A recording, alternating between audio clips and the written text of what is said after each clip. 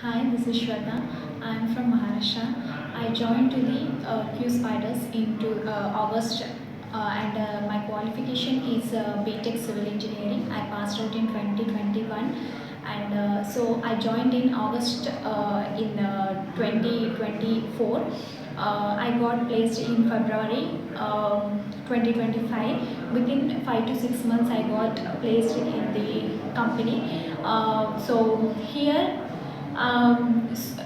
lectures, I am very thankful to my trainers, Hemant sir, Prem sir, Nandini ma'am, Sanjay sir, Kaushik sir, and Praveen sir, Kishore sir.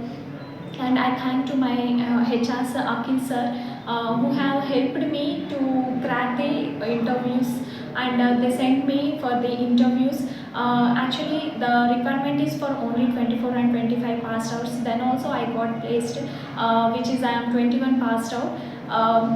Then here they conduct all the mocks and presentations, which is very helpful for the communications and confidence level, to increase the confidence level. And I placed in a company